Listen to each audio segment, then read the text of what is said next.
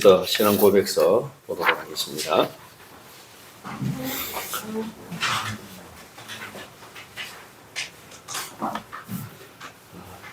18장 은혜와 구원의 확신.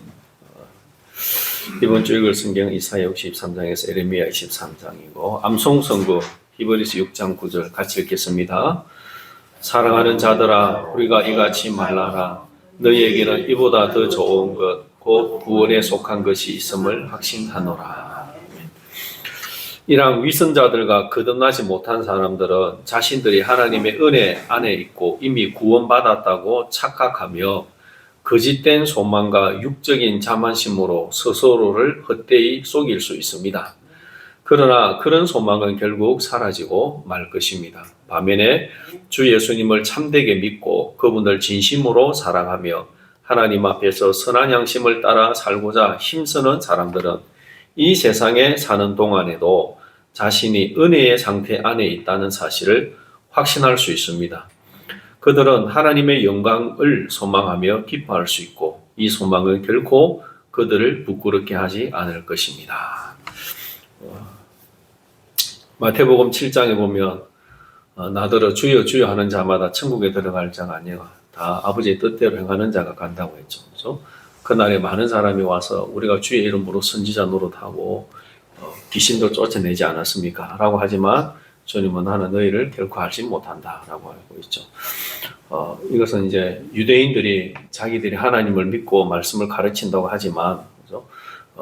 언약 백성 안에 있지만 또 오늘 신약으로 보면 교회 안에 있지만 하나님을 믿는다고 하다고 하지만 참 믿음이 없는 거짓 신앙 위선자들이 있다는 것이죠.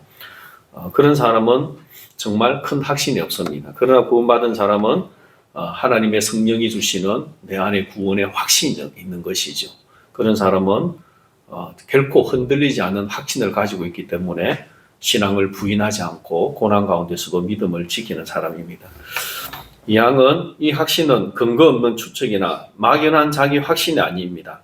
이것은 참되고 분명한 믿음의 확신으로서 구원에 관한 하나님의 약속이 참되다는 사실과 그 약속이 우리 안에서 실제로 이루어지고 있다는 은혜의 내적 증거, 그리고 우리가 하나님의 자녀임을 우리의 영과 함께 증언하시는 성령, 곧 양자의 영의 증거에 근거합니다. 이 성령께서는 우리를 구속의 날까지 인치시며 장차받을 유업을 보증해 주시는 분이십니다. 구원의 확신은 자기 확신이 아니라 하나님의 말씀과 성령의 확신이라는 거죠. 내 안에 계신 성령이 내가 구원받은 확신을 주신다는 것입니다. 어린이를 위한 쉬운 요약 같이 읽겠습니다.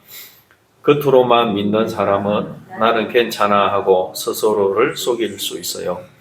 하지만 예수님을 진짜로 믿고 사랑하는 사람은 하나님께서 구원해 주셨다는 확신을 가질 수 있어요. 이 확신은 느낌이 아니라 하나님의 약속과 성령님의 도우심 때문에 믿을 수 있어요. 아멘. 이제 하나님 말씀 보겠습니다. 창세기 3장 15절. 휴지 좀 주세요. 여기 있네. 창세기 3장 15절.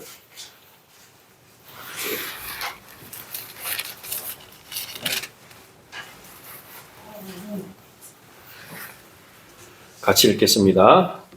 내가 너로 여자와 원수가 되게 하고 내 후손도 여자의 후손과 원수가 되게 하리니 여자의 후손은 내 머리를 상하게 할 것이요 너는 그의 발꿈치를 상하게 할 것이니라 하시고. 이제 마태복음 1장 1절입니다.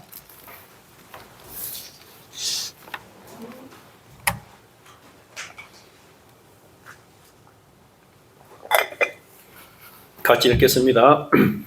아브라함과 다윗의 자손 예수 그리스도의 계보라. 아멘. 오늘 설교 제목은 그리스도는 왜 아브라함과 다윗의 자손으로 오셨냐는 것입니다. 성경에서 가장 중요한 말씀을 뽑으라고 한다면 창세기 3장 15절입니다. 그래서 뱀의 유혹으로 하와가 선악과를 따먹고 하와는 자기 남편 아담에게 선악과를 먹게 하고, 그래서 아담과 하와가 함께 선악과를 먹음으로 하나님의 언약에서 끊어지게 되고, 그 후손들도 다 하나님과의 언약에서 끊어져서 죄와 사망 가운데 출생하게 되고 죽게 되는 것이죠. 그래서 하나님은 이 뱀에게 저주를 주시죠. 이 뱀을 어떤 저주를 주냐면, 가장 큰 저주는 여자의 후손이 네 머리를 상하게 할 것이다 하는 거죠. 그래서 지난번에 창세기 3장 15절 한번 말씀을 드렸는데, 말은 쉬운 것 같은데 그 본문을 깊이 들어가 보면 굉장히 깊이 있는 본문입니다. 이 창세기 3장 15절이 성경 전반에 걸쳐서, 요한계시록까지 전반에 걸쳐서 그게 흐르고 있습니다. 그래서 창세기 3장 15절을 여러분 한번 보시면서 여자가 누구인지, 여자의 후손이 누구인지, 뱀은 누구인지, 뱀의 후손은 누구인지, 그 다음에 뱀의 머리를 깨트린다고 하는데 그 머리가 뭔지, 그리고 발꿈치를 상하게 하는데 그 발꿈치는 뭔지, 이걸 한번 잘 연구를 해보고 생각해보면 이게 성경 전체를 여는 열쇠가 됩니다. 그리고 그 해답을 요한계시록에서 주고 있는 거예요. 그래서 오늘은 거기에 대한 깊이 있는 말씀을 못 드리고, 창세기 3장 15절에 여자의 후손이 너의 머리를 깨트린다라고 했는데, 그 여자의 후손이 누구인가, 그 여자가 누구이고 그 후손이 누구인가를 해답을 주는 것이 마태복음 1장 1절입니다. 그렇죠? 한 번 더 읽어볼까요? 아브라함과 다윗의 자손 예수 그리스도의 계보라. 여자의 후손이 네 머리를 상하게 한다고 했는데, 아브라함과 다윗의 자손 예수 그리스도의 족보를 딱 이야기하고 있는 것이죠. 그러니까 아브라함과 다윗이 누구라는 겁니까? 창세기 3장 15절에 가져가면 여자인 거죠. 여자. 그죠? 예. 남자, 여자, 남성, 여성, 성을 말하는 게 아니고, 여기서 여자의 후손이라는 것은 상징적이거든요. 하나님과 언약 맺은 백성을 뭐라고 하냐면 하나님의 아내라고 하잖아요. 결혼했다고 하잖아요. 그래서 하나님의 여자를 말하는 거죠. 그러니까 아브라함과 다윗은 대표적으로 창세기 3장 15절에서 말하는 여자라는 거예요. 여자. 그리고 그 여자의 후손이 누구라는 거예요? 아브라함과 다윗의 후손이 예수 그리스도다라고 이야기하는 거죠. 그러면 왜 예수님을, 그죠? 그리스도가 아브라함과 다윗의 자손이라고 이야기하고 있고, 왜 예수님은 아브라함과 다윗의 자손으로 오셨느냐라고 하는 것에 대해 말씀을 드리도록 하겠습니다. 여러분, 아브라함을 이해하기 위해서는 어디를 봐야 됩니까? 창세기 아브라함의 이야기가 제일 먼저 나오는 데가 어디죠? 창세기 12장에 나오죠. 그죠?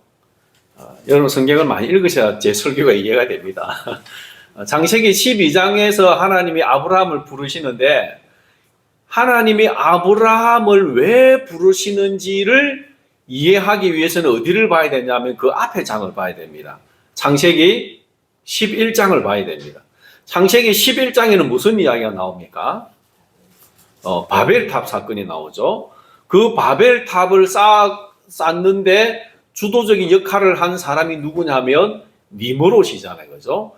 니므롯이 나라를 건설하는데 그 나라 이름이 뭡니까? 바벨이죠. 그죠? 바벨. 그 나중에는 바벨론이 나오는데, 하여튼 같은 지역에 바벨이라고 하는 이 지역에 나라를 세우고 그 주변의 모든 나라를 이제 다 이렇게 통합을 해서 제국을 세우는 거예요. 제국. 그때는 언어가 몇 개였습니까?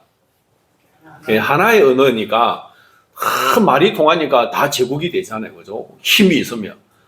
그래 다스리다가 바벨탑을 쌓고 하나님이 그걸 막기 위해서 언어를 혼잡게 해버리잖아요.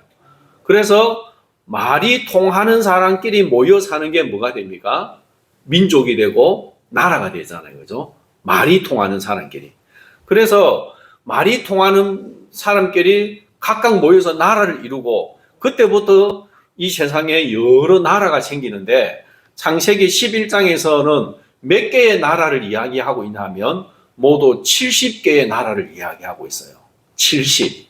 그래서 이 70의 의미는 전 세계를 말하는 거예요. 70개의 부족이 나오는 거예요. 그래서 하나님이 창세기 끝에 보면, 그리고 출애굽기 1장에 보면 이스라엘 백성이 애굽에 들어갈 때 이스라엘 백성들의 숫자가 몇 명이었나요? 예, 70명이죠, 그죠? 예, 그러니까 숫자가 같잖아요, 그죠? 창세기 11장에 나오는 70나라, 그 다음에 아브라함의 후손으로 세워진 이스라엘 백성들이 애굽에 들어갈 때 70명. 그래서 하나님은 이스라엘을 세계 나라의 열방 가운데 제사장 나라로 부르셔서 한 사람이 한 나라씩 감당하도록 하시는 거예요. 그래서 이스라엘 나라를 통해서 세상에 하나님의 복이 흘러가도록, 구원하도록 그렇게 숫자를 딱 맞추신 거예요. 자, 그러면 이제 바벨탑 이후로 언어가 혼잡하게 되고 나서 각각 세계 70개의 나라가 생겼는데 이 70개의 나라가 여러분 하나님을 섬겼을까요? 안 섬겼을까요? 네, 하나님을 안 섬깁니다. 바벨탑을 쌓는 것 자체가 하나님을 대적한 거거든요. 하나님은 흩어지라고 하는데 우리가 흩어짐을 면하자. 그리고 이 성을 쌓아 하늘에 닿게 하자. 하늘에 닿게 하자는 것은 바벨이 우리가 히브리어는 혼잡하다라는 뜻인데 아카드, 바벨론어로는 뭐냐면 신들의 문이라는 뜻이에요. 신들의 문. 그러니까 이 탑을 쌓아서 신들의 문까지 도달하자. 신에게 도달하자. 하늘에 닿자. 그러니까 하나님의 근위에 도전하는 거예요. 도전하는 거예요. 그걸 하나님이 언어를 혼잡게 해버렸는데 그 사람들이 회개한 게 아니에요. 그냥 그 사상, 그 하나님을 대적하는 생각을 가지고 자기들끼리 모여 사는 거예요. 그러니까 우상 숭배와 그리고 힘이 지배하는 짐승의 나라인 거예요. 짐승의 나라. 그래서 여러분 다니엘서 7장에 보면 다니엘이 꿈을 꾸는데 제국을 설명할 때 뭘로 설명합니까? 환상 가운데 짐승이죠, 그죠? 왜 짐승이라고 한다고 했나요? 주인이 없는 거예요. 그 사자, 포범 이런 것들이 주인을 섬깁니까, 그죠? 용. 그러니까 하나님을 주인으로 인정하지 않는 자기가 왕이 된 인간이 왕이 된 제국을 그 나라를 짐승으로 표현하고 그러니까 70개의 나라인데 하나님이 보실 때는 짐승인 거예요. 그래서 전쟁하고 죽이고 약탈하고 우상을 섬기고 그냥 하나님을 대적하는 그런 문화를 만든 거예요. 그런 세상이 되어진 것이죠. 그 열방 우상을 섬기는 짐승의 나라 가운데서 누구를 부르시냐면 창세기 12장에 가면 하나님이 아브라함을 부르시는 거예요. 그래서 아브라함을 불러서 뭐라고 하십니까? 내가 너로 큰 민족을 이루고 너에게 복을 주고 너는 복이 될지라. 그래서 이 아브라함에게 하나님이 언약을 주시는데 그 언약은 뭐냐면 큰 민족이 되게 하겠다. 큰 나라가 되게 해주겠다는 겁니다. 그래서 여러분 하나님이 아브라함에게 주신 언약 두 가지를 7개 정도 언약이 있는데 대표적인 거 두 가지만 뽑았습니다. 큰 민족인데 창세기 12장 2절 같이 한번 읽어봅시다. 내가 너로 큰 민족을 이루고 내게 복을 주어 내 이름을 창대하게 하리니 너는 복이 될지라.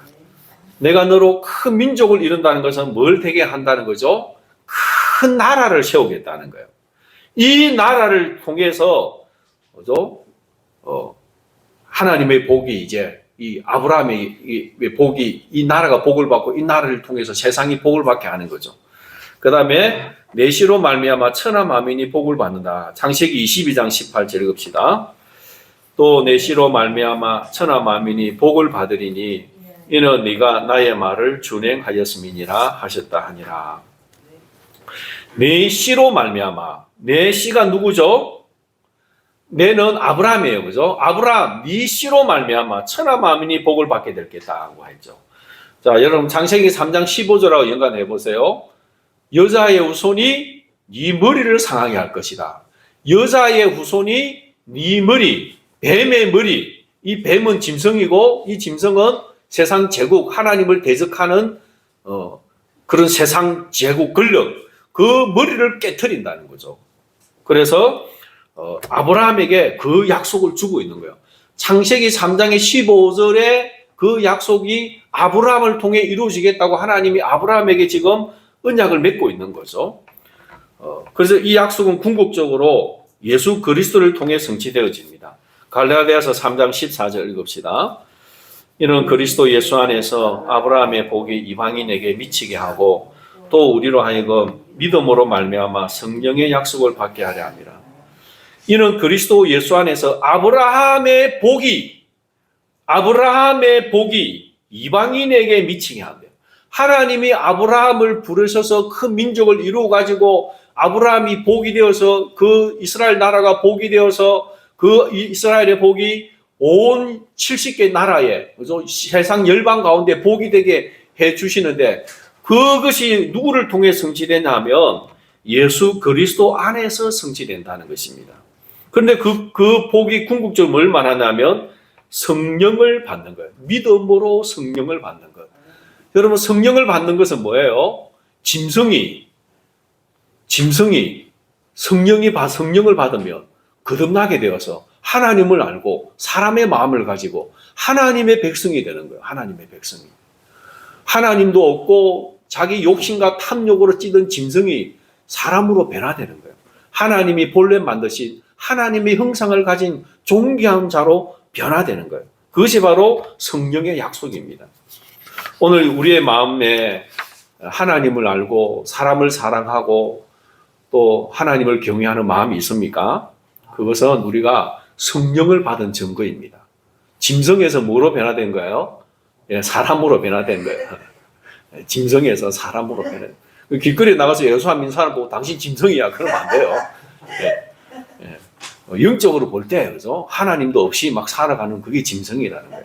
그건 하나님을 섬기는 건 하나님이 창조하신 본래의 형상을 회복한 거예요. 그래서 참 사람이신 예수님처럼 우리도 사람으로 변화되는 거예요. 그 다음에 갈라디아서 3장 16절 읽어봅시다.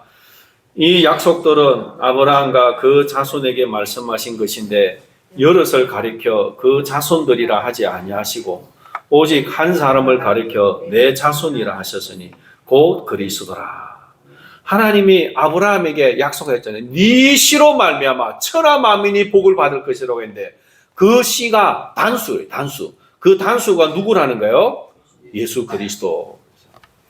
그리고 이 약속은 믿는 자들이 성령을 받고 의롭다 하심을 얻어 하나님 나라의 백성이 되는 거죠. 짐승에서 사람으로, 짐승의 나라의 백성에서 하나님 나라의 백성으로 변화되는 것입니다. 두 번째는 다윗의 자손으로 오신 예수 그리스도입니다. 하나님은 다윗에게 특별한 약속을 주셨습니다. 사무엘하 7장 16절 같이 읽읍시다. 내 집과 내 나라가 내 앞에서 영원히 보존되고 내 왕위가 영원히 경고하리라 하셨다 하라. 이 언약을 하나님이 주신 배경은 이게 있습니다. 다윗은 어떤 신앙이었냐 하면 우리 이스라엘 나라의 왕은 하나님이다. 하나님이 진짜 왕이고 하나님이 나를 왕으로 세우신 것은 하나님의 뜻을 집행하는 자로 대리 통치자로 세웠다는 그 신앙이 있는 거예요. 그래서 다윗이 하나님이 임재해 계신 곳이 어디입니까? 언약궤 속죄소 언약궤의 뚜껑을 속죄소라고 했죠. 거기에 하나님이 임재해 계시잖아요. 그래서 그걸 뭐라고 한다고 했죠? 시은소, 은혜를 베푸시는 것. 하나님이 거기서 말씀하시고 대제사장은 1년에 한 번 거기에 피를 뿌리고 백성을 위해 속죄를 했잖아요. 그 언약궤가 다윗 시대 때 성전을 짓기 전에 어디에 있었나요? 그래서 성막에 있다가 나중에 이 언약궤를 가지고 블레셋과 전쟁하는 가져갔다가 블레셋 군대에 빼앗겼다가 그 다음에 오벳 에돔의 집에 갔다가 이 다른 사람의 그냥 집에 창고 같은 데 들어있는 거예요. 창고 같은 데 넣어있는 거예요. 아니 이스라엘의 왕이 하나님이시라면 하나님이 임재해 계신 그 언약궤를 좋은 집을 만들어서 왕궁을 지어서 그 하나님을 거기에 모셔야지. 그게 뭡니까? 성전인 거예요. 하나님의 집, 하나님의 왕궁, 성전을 다윗이 지으려고 한 거예요. 이 성전은 단순히 좋은 그런 그게 아니고 하나님의 왕 되심을 인정하는 거예요. 이 이스라엘의 왕은 하나님이십니다. 그래서 하나님 왕궁에 하나님의 집에 임재해 계십시오. 그래서 언약궤를 모실 성전을 지으려고 한 거예요. 그런데 하나님이 허락했습니까? 허락하지 않았습니까? 네, 허락하지 않았죠. 그죠?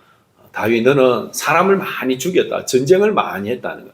전쟁한 걸 뭘 한 게 아니고 그게 무슨 의미냐면 전쟁은 하나님의 전쟁이고 하나님의 왕권을 세상에 나타내고 짐승의 머리를 깨트리는 그 가나안 그 주변에 하나님을 대적하는 그 짐승의 머리를 깨트리는 전쟁이라 반드시 해야 되지만 그러나 평화는 아니잖아요. 그죠? 아직 완전한 평화가 오지 않았고 아직도 다윗 때는 전쟁을 해야 되잖아요. 그래서 너 말고 네 다음에 올 왕, 평화의 사람, 평화 그 이름이 뭐예요? 솔로몬, 살롬. 솔로몬이 오면 평화가 임하고 그때 내가 집을 짓게 하겠다는 거예요. 그래서 아직은 멀었다는 거죠. 그러나 다윗이 네가 그 마음을 가지고 있는 것은 너무 좋은 마음이다. 그래서 내가 너에게 언약을 주겠다. 네가 나를 이스라엘의 왕으로 생각하고 나를 왕으로 모시려고 하는 그 마음이 너무나 귀하고 좋은 마음이다. 그래서 내가 너의 집을 그리고 너 왕위를 영원하게 해주겠다. 다윗 너의 그 왕위가 영원히 이어지도록 해주겠다고 약속한 거예요. 그러면 하나님은 뭐예요? 하나님도 영원히 왕이시다는 거죠. 다윗이 하나님이 진짜 왕이라고 하니까 그 하나님의 왕권을 인정하는 다윗의 후손들이 계속 왕으로 이어져 가면 하나님도 자동으로 왕으로서 통치하시는 거잖아요. 그래서 다윗의 왕위를 영원하게 해주겠다고 언약을 한 거예요. 그런데 그 다윗은 죽고 그 후손들도 이제 타락하고 나라가 망하고 왕이 없어져 버리고 제국이 다스리는 나라가 됐는데 그 하나님의 언약이 없어졌습니까? 누구를 통해 이루어집니까? 누가복음 1장 32절과 33절에 가브리엘 천사가 그죠?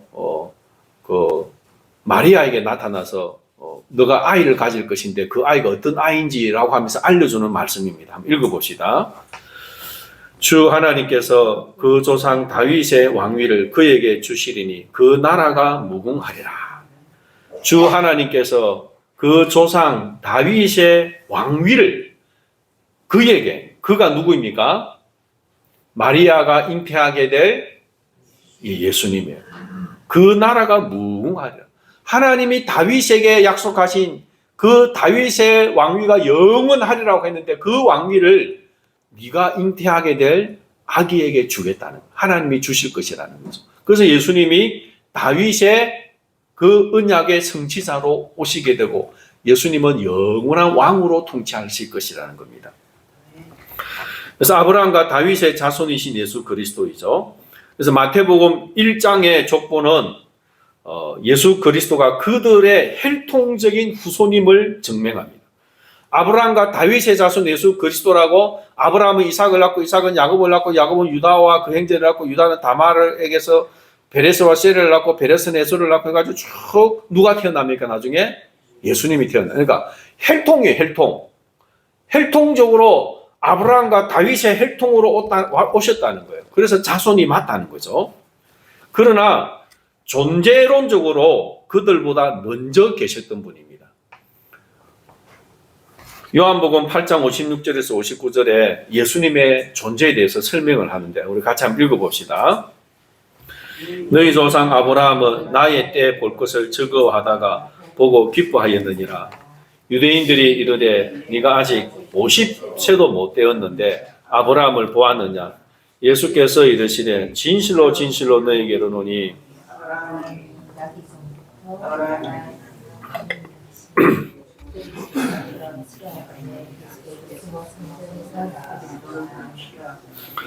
네. 유대인들하고 예수님하고 대화를 하시다가 너희 조상 아브라함은 나의 때 볼 것을 즐거워하다가 기뻐했다. 보고 기뻐했다. 이 본문도 제가 설명하려면 길어지니까 다음에 말씀대로 생략을 하고 여하튼 아브라함은 나의 때 볼 것을 즐거워하다가 보고 기뻐했다. 아브라함이 나의 때를 봤다는 거예요. 그 유대인들이 야, 너 50세도 못 되었는데 아브라함은 우리 때로부터 2000년 전에 살았신 우리 조상인데 50세도 못 된 네가 어떻게 아브라함을 봤다고? 그러니까 예수님이 뭐라고 하냐면 진실로 너희에게 이르노니 아브라함이 나기 전부터 내가 있느니라. 그러니까 유대인들이 이 미친 새끼 아니하고 돌멩이 들어서 때려 죽이려고 하는 거야. 아브라함이 태어나기 전부터 내가 있느니라. 있느니라가 현재예요, 과거형이요? 현재. 아브라함이 태어나기 전부터 있어서 지금까지 나는 있다는 거예요. 그러니까 유대인들이 이해가 안 되는 거죠. 그러니까 예수님은 아브라함이 태어나기 전부터 계셨다가 그리고 아브라함이 그 번제로 이삭을 바치려 하다가 수양을 번제로 드리고 요와 이래 하면서 미래에 예수님이 이 땅에 오셔서 십자가에 죽으실 것을 미리 바라보고 기뻐한 것이죠. 그리고 내 때를 보고 기뻐하고 나는 그리고 지금까지 오늘 인간의 몸을 입고 현재 여기까지 있다라고 하는 거예요. 예수님의 존재는 영원부터 지금까지 존재하시는 분이라는 거죠. 그러니까 혈통적으로는 아브라함이 혈통으로 오셨지만 그의 존재는 하나님이시라는 거예요. 하나님의 아들. 그 다음에 마태복음 22장 41에서 46절 읽어봅시다. 너희는 그리스도에 대하여 어떻게 생각하느냐? 누구의 자손이냐? 대답하되 다윗의 자손이니이다. 이르시되 그러면 다윗이 성령에 감동되어 어찌 그리스도를 주라 칭하여 말하되 주께서 내 주께 이르시되 내가 네 원수를 내 발 아래에 둘 때까지 내 우편에 앉아 있으라 하셨도다 하였느냐. 다윗이 그리스도를 주라 칭하였은즉 어찌 그의 자손이 되겠느냐 하시니 한마디도 능히 대답하는 자가 없고 그날부터 감히 그에게 묻는 자도 없더라. 바리새인들 또 사두개인들 율법사들이 어떻게 하든지 예수님을 말의 올무에 걸어서 죽이려고 도전을 냈습니다. 이런 시험 저런 시험 많이 했죠. 그죠? 근데 마지막으로 너희들이 나를 말로가 올무를 걸려고 많이 테스트하는데 너희들의 성경 지식 한번 테스트 해보자. 예수님도 나도 한번 물어보자는 거예요. 뭐라고 하냐면 그리스도가 누구의 자손이냐 물어보는 거예요. 그러니까 유대인들은 그리스도는 당연히 다윗의 자손이지. 다윗의 자손으로 오신다고 약속했으니까. 그럼 예수님이 딱 물어보시는 거예요. 시편 110편에 나오는 말씀과 물어보는 거예요. 주께서 내 주께 이르시되 내가 네 원수를 네 발 아래에 둘 때까지 내 우편에 앉아 있으라고 하셨는데 자, 주께서 내 주께 주께서는 누구냐면 하나님 아버지예요. 그죠? 내 주께 내는 누구예요? 다윗이죠. 다윗. 다윗. 나의 주께 누구예요? 예수 그리스도를 말한 거죠. 그러니까 다윗은 그리스도를 뭐라고 부르다고요? 나의 주라고 불렀다는 거죠. 그러면 어떻게 그리스도가 다윗의 자손이 될 수 있느냐? 다윗이 그리스도를 나의 주라고 부르는데 어떻게 그리스도가 다윗의 자손이냐라고 물으니까 하고 말을 못하는 거예요. 맞네. 다윗은 그리스도를 주라고 불렀는데 우리는 그리스도가 다윗의 혈통으로 자손으로 오는 줄 알았는데 이미 다윗은 그리스도를 미리 바라보고 주라고 불렀네. 그러고는 그리스도가 누군지에 대한 헷갈리는 거예요. 말을 못하게 된 거죠.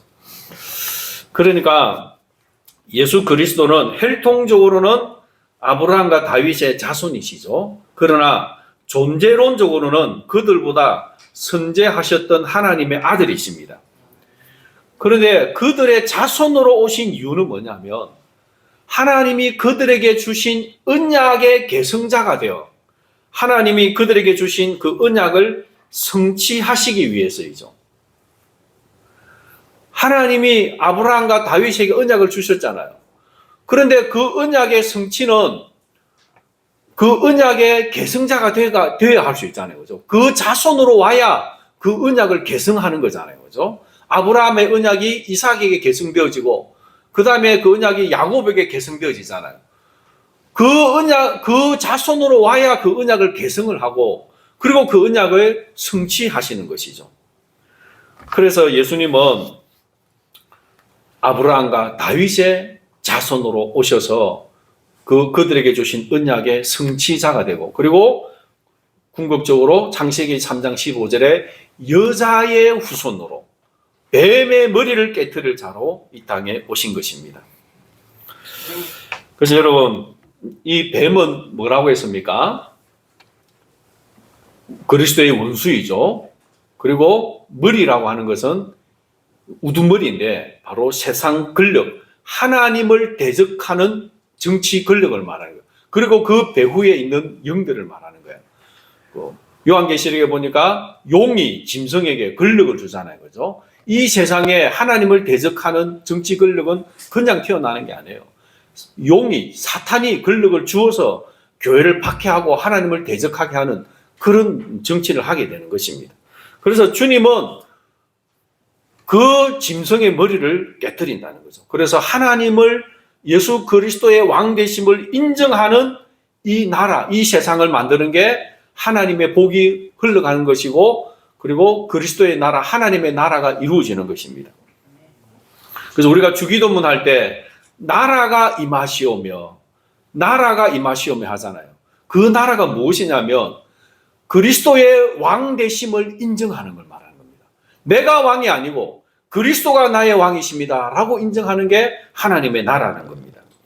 그래서 개인은 신앙 고백과 순종으로 하나님의 나라를 인정합니다.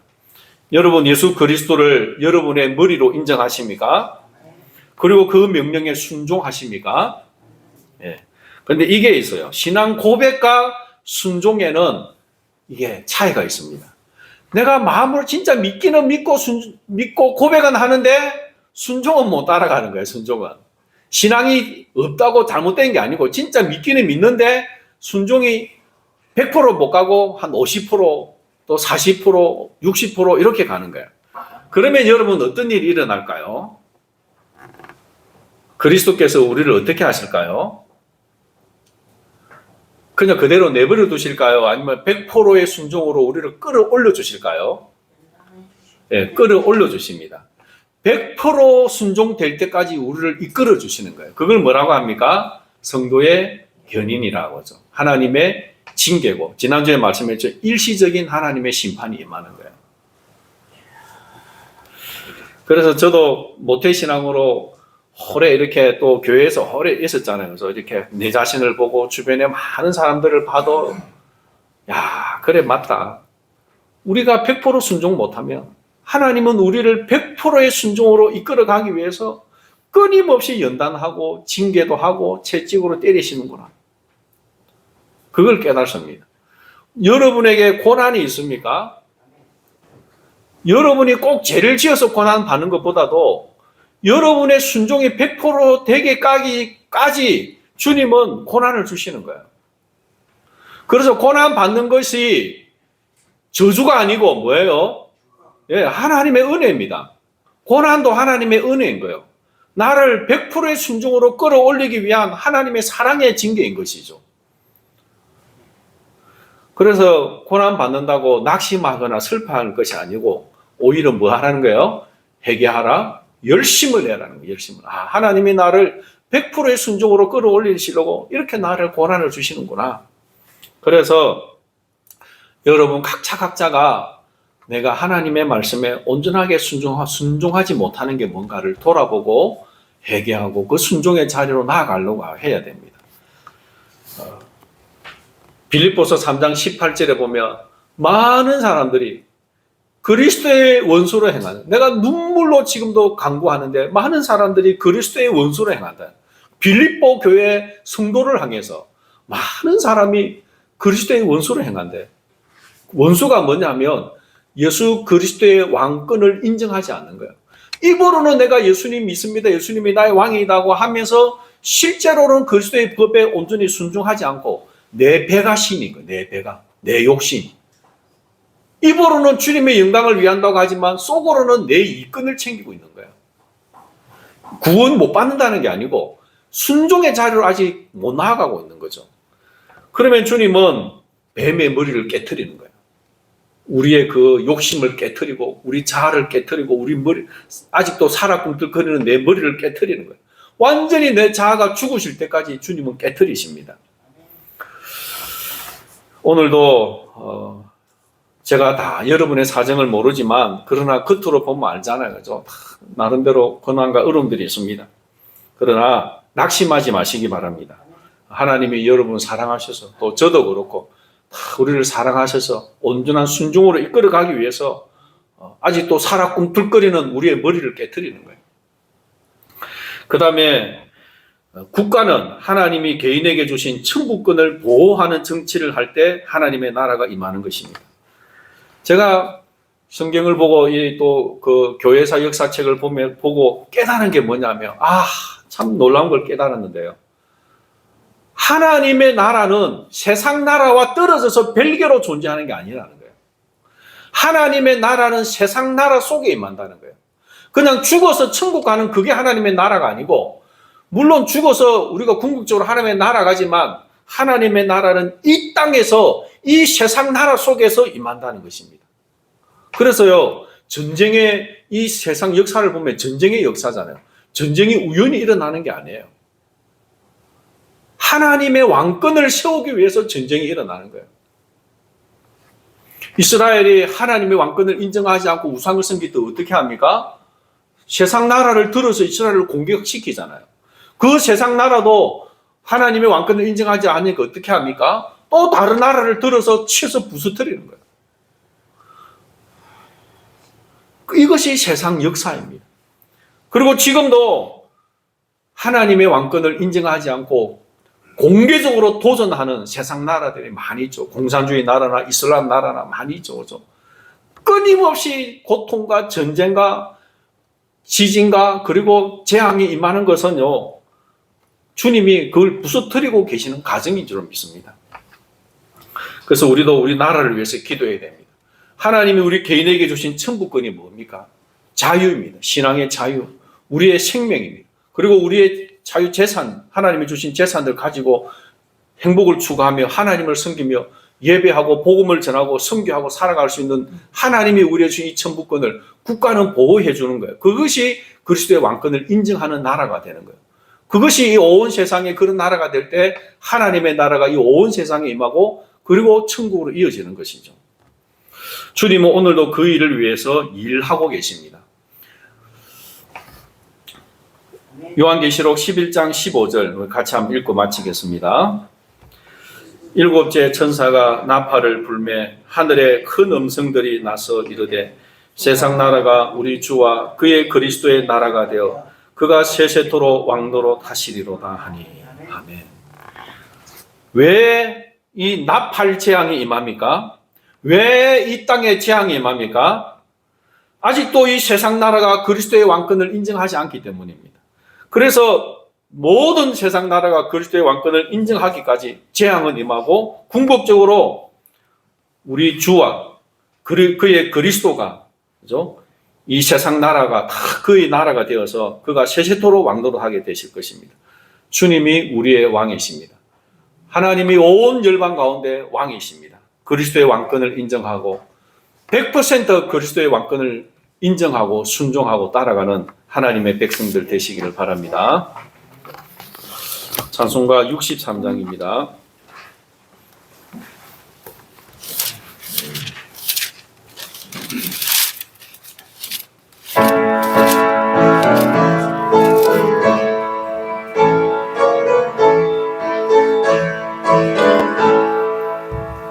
주가 세상을 다스리니 위엄이 넘쳐나고 그의 나라와 주의 영광 온 하늘에 가득하다.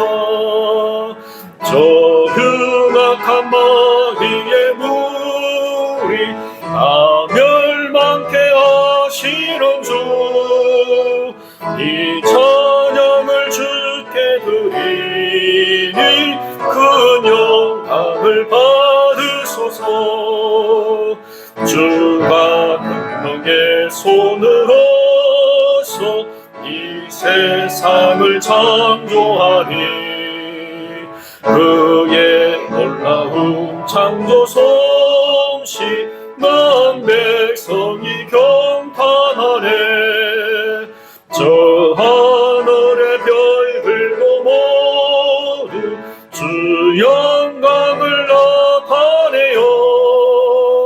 늘 돌보아 주시는 주께 큰 영광을 돌립니다. 주가 세상의 피조물을 인간에게 다 맡기고 순종하라는 말씀으로 그 권위를 주셨도다. 온 땅 위에 주님의 위엄 늘 넘치며 가득하니 그 나라와 주님의 영광 온 천하에 찬란하다. 한 번 더 합시다. 주가 세상을 다스리니 그 위엄이 넘쳐나고 그의 나라와 주의 영광 온 하늘에 가득하다. 저 흉악한 마귀의 무리 다 멸망케 하시는 주 이 찬양을 주께 드리니 큰 영광을 받으소서. 주가 근멍의 손으로서 이 세상을 창조하니 그의 놀라운 창조 솜씨 만 백성이 경탄하네. 저 하늘의 별들도 모두 주 영광을 나타내요. 늘 돌보아 주시는 주께 큰 영광을 돌립니다. 주가 세상의 피조물을 인간에게 다 맡기고 순종하라는 말씀으로 그 권위를 주셨도다. 온 땅 위에 주님의 위엄 늘 넘치며 가득하니 그